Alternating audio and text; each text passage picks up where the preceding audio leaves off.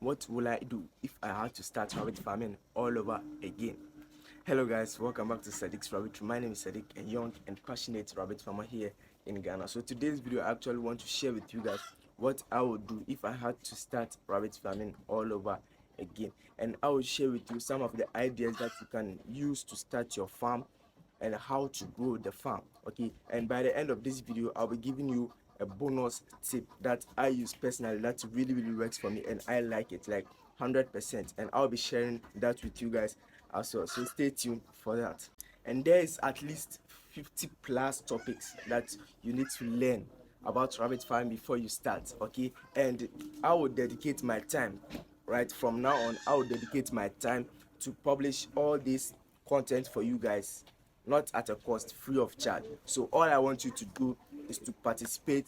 When I upload, you should make sure that you get the best out of the video whenever I upload it. Okay, so as I said, there are like 50 plus topics you need to learn about rabbit farming before you venture into it, and I will dedicate my time, right, to post these videos for you guys. So all I would want you to do is to just appreciate it. Just be open-minded, learn everything that you can in those videos, and you will be good in rabbit farming. As you all know, in every business, when you want to start, there is some things you need to understand before you start, which is be very passionate about what you are coming to do, right? So let's say you visited a farm, a friend taught you like there's a farm somewhere, then you went to visit the farm and you saw that the rabbit farming is very lucrative business and you want to start, right? That is where the journey starts. Okay, you'll be passionate about that business before you go to the next step, right? So the next step is your research, right? So you should research about the business you want to start. Okay, you research how it is done, how it is done commercially or even in local areas, right? So you have to research and see, are there some things that can help you to grow the farm when you start, right? So research is very important. You should know the type of breeds we have. You should know how to breed them. You should know how we build their structure. You should know how we feed them, the feed that they want, the nutritional value they need in that feed, and also how you can give them medication when a certain disease occurs in your farm. Okay, so the first one I want to talk about is the research, and the second thing I want to talk about is visit farms. Okay, now this is very important. As a rabbit farmer, when you want to venture into rabbit farming, you should visit as many farmers as you can. Okay, now when you visit farmers, make sure you have your book that you'll be using to take small notes, right? To take small notes of the farm, what they are doing, and how you can use that to start. Okay, so you can visit commercial farmers and even local farmers, right? So with these two farmers, there are opportunities that you can get from those farms, right?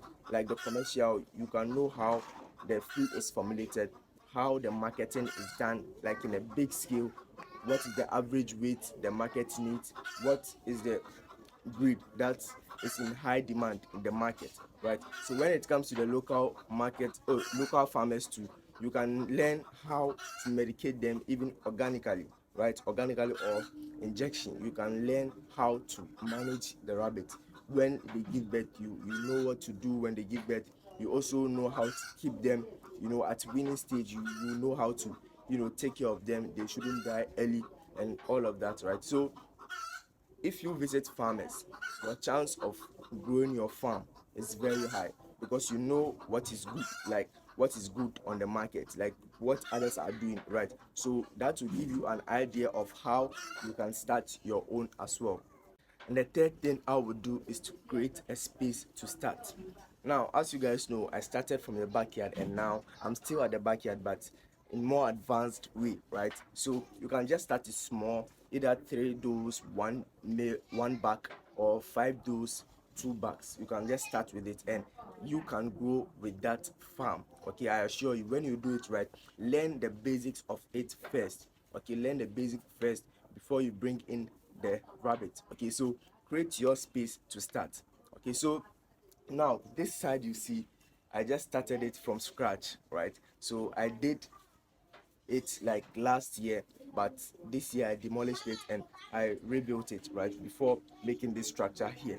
Okay, so what you see on the screen is how I was able to just do everything by myself without any mason or carpenter or a plumber doing anything, right? So creating a space to start, you don't need to spend a lot of money on that, right? If you want to just start it with small capital, you should try and do things by yourself. Okay, if you want to maybe use concrete on your floor, just get your sand, get your gravels, get your cement, and just mix everything up.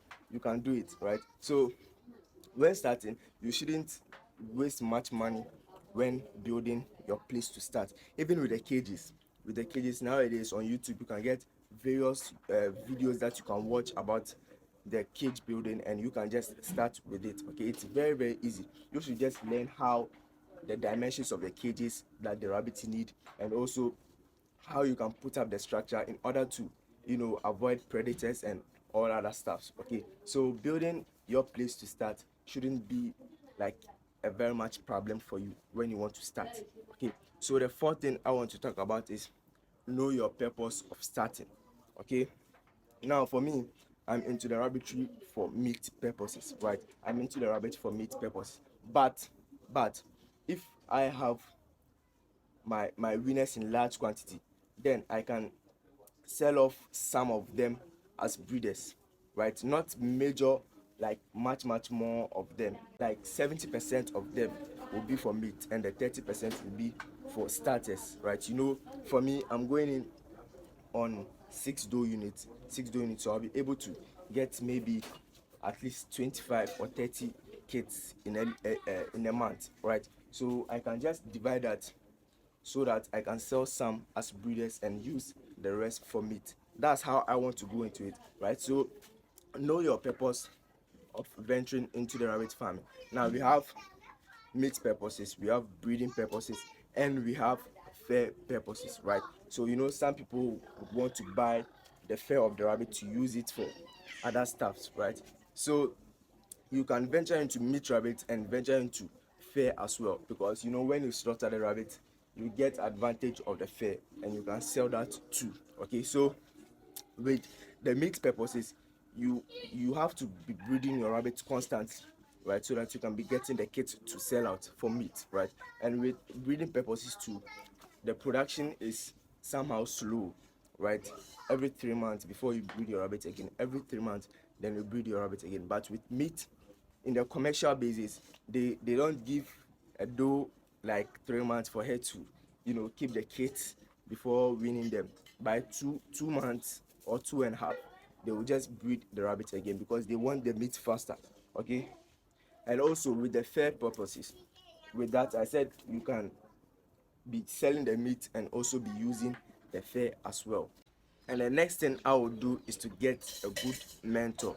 Now luckily for me, I'm a YouTube content creator, so I teach people how to start rabbit farming. Okay, but if you are out there, you want to start, then you should get a good mentor, right? So nowadays the internet is like more of free of charge. You can just learn everything on the internet and start.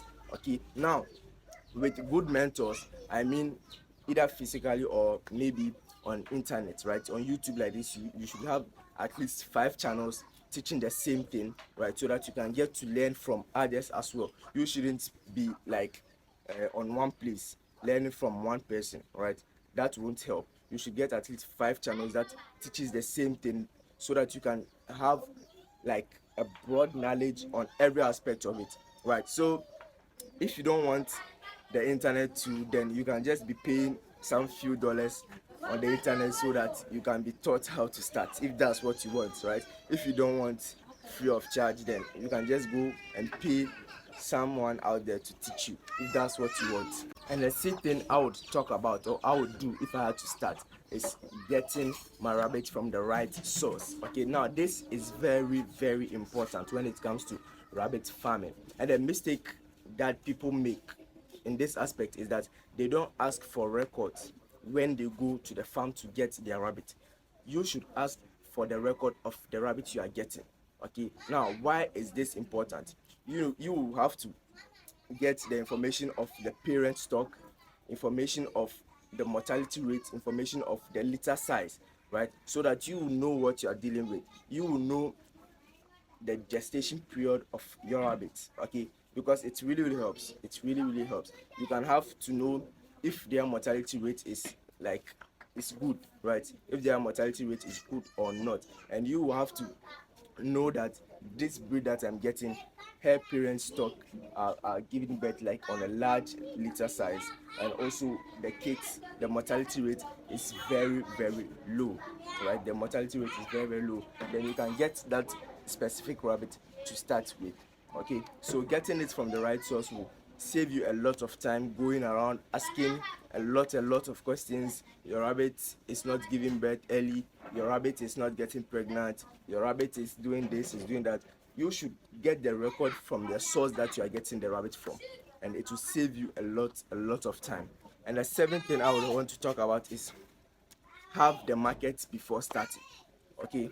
Have the market before starting. If you are into rabbits for meat, you should get the market before starting. If you are into rabbits for breeding, you should get the market before starting, okay?